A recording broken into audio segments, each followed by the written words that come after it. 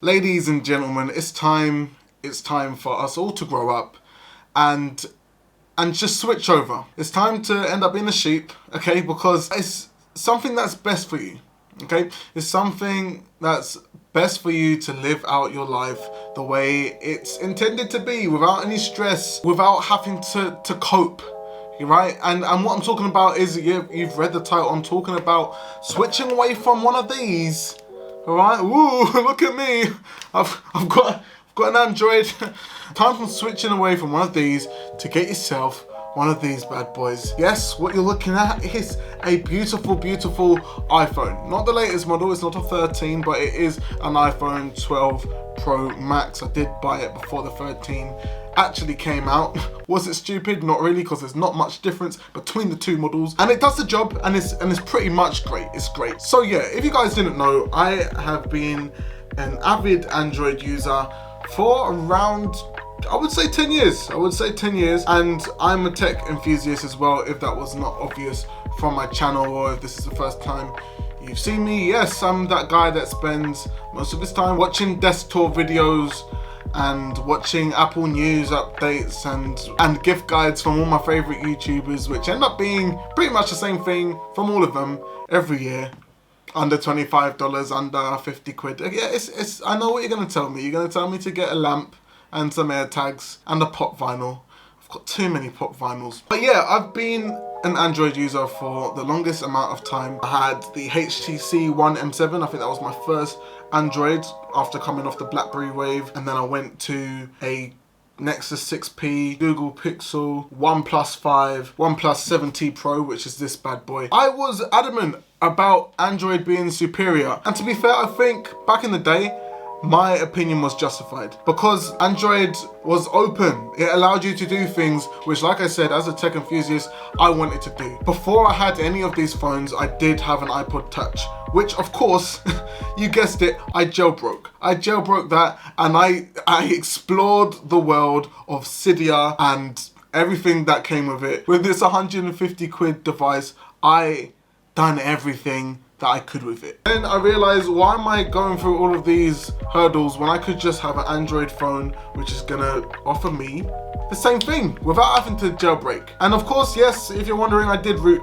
some of my Android devices as well, which was pretty fun. But those good times are over, ladies and gentlemen. The good times are over. In the recent years, Apple has started to do more good things, and the Android phones have been...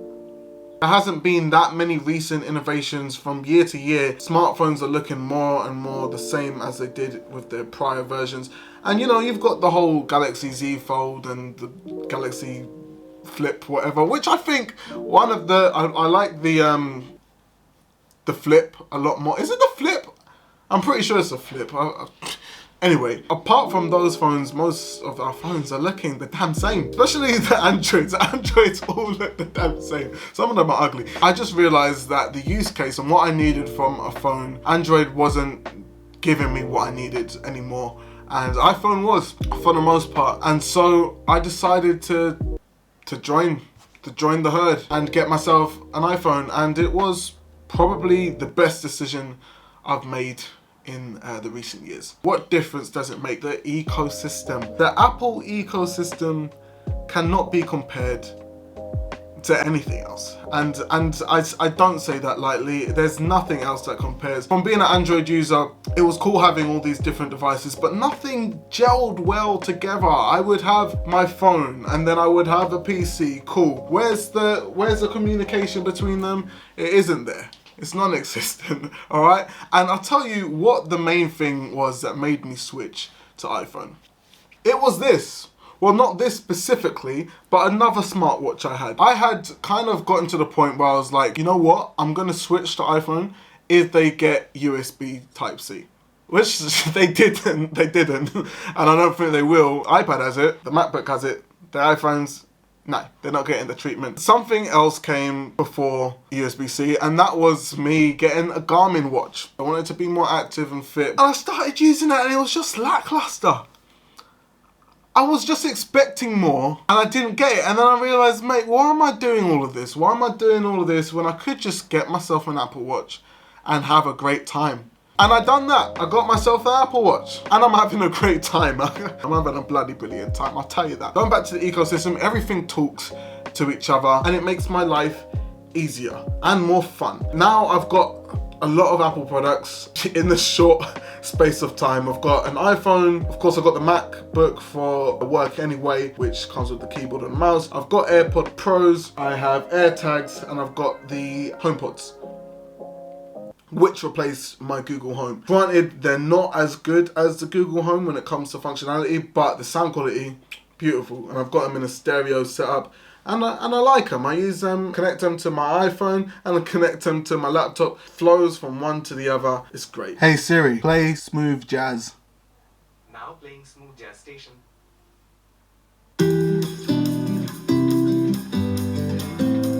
I do love it. It makes me happy. The reason why I hold the Apple Watch as probably one of the best purchases to go alongside your iPhone is because of the accountability that it offers and everything else. When it comes to working out, I get motivated because of the rings. I see the rings fill up and I'm like, yeah, I've done a good job today. And on top of that, I have my friends as well on here. So when I see Ben has completed a workout and I haven't closed my rings, that's when I get inspired to say, hey, you know what, I need to go and do a little bit of running, a little bit of walking, a few press-ups here and there, so that I can close my rings and tell Ben, hey, shove it, I'm also active. You've got challenges that you can do with your friends so that you can kind of be in competition with one another for a week, and then you can brag to them, say, look, I beat you, haha.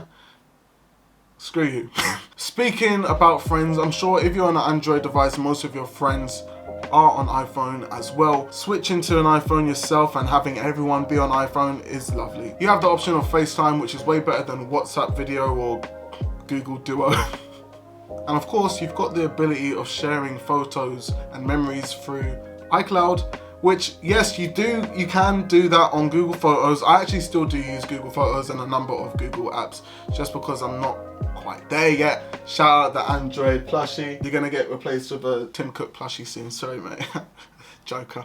Relic of the past. Now, of course, coming from an Android background, I do use my iPhone in a more niche way than your typical iPhone user would. I do try and push it. So widgets, great. So widgets are something that I use a lot on my home screen. If you look at it now, I only have one home screen depending on what focus mode I am on right now. So right now it's in the work focus mode. So I just have the calendar of what I've got to do there, Asana, which is the working tool that we use at work, weather, Spotify and Apple Music, way, and then a few kind of work related apps on the homepage. Now you've seen some special icons there. You've got the old school Instagram icon. All of these are custom icons, which I made using the Shortcuts app. I'm sure you'll be able to find a video on YouTube to be able to do that. And a few other shortcuts I've made myself really make it a joy to use this phone. So iPhone offers you dark mode and light mode, of course, Android phones do as well. I've set it up so that when the sun sets, it goes into dark mode and it changes the wallpaper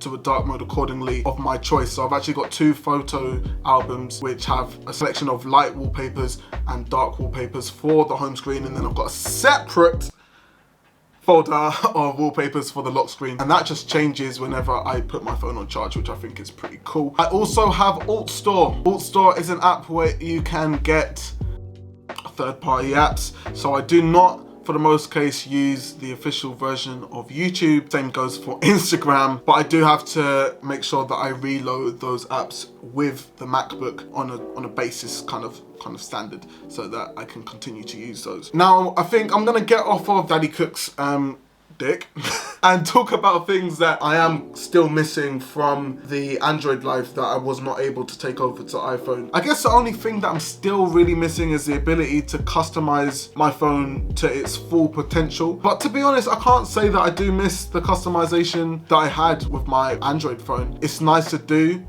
now and again, but it's not that deep at the end of the day as well. I actually did go from a 90Hz screen on my OnePlus to a 60Hz screen on the iPhone. And whenever I do come back to my Android, I'm a bit like, oh wow, yeah, this is a lot smoother. But that being said, the screen on the iPhone, whilst it is 60Hz, I think it is still a nice experience when using it. And of course, on the 13 Pro models, you do have the, what do they call it? don't know what they call it. They have 120 hertz on the iPhone 13 models, which I've used and it is nice to use, but it's not that deep. When I do eventually get the iPhone 14, then I'm sure I'll be able to experience it then and have a happy life. So yeah, to be honest with you, there isn't much that I'm actually thinking that I'm missing out from being in the Apple ecosystem now. One of the key points that I know a lot of people say is you're not free and it is a bit of a cult. I'm not gonna lie, maybe it is that sense of freedom that you get from being outside of the Apple ecosystem. I get it. But I don't think it makes up for the benefit that you get from being in the Apple ecosystem. Hopefully I've given you enough reasons to consider moving away from Android and actually getting an iPhone. I know that it benefited me, but at the end of the day, it's your phone. You're the one that's going to use it every day. If you are happy with your Android device, keep using your Android device. I just saw the light after a long time. Yeah guys, if you enjoyed this video, make sure to hit the like button and subscribe for more videos. Thanks for watching the video. Oh bloody hell, it's 20 minutes again. It's gonna be a hefty file, mate. It's gonna be hefty. Okay, take care. Bye.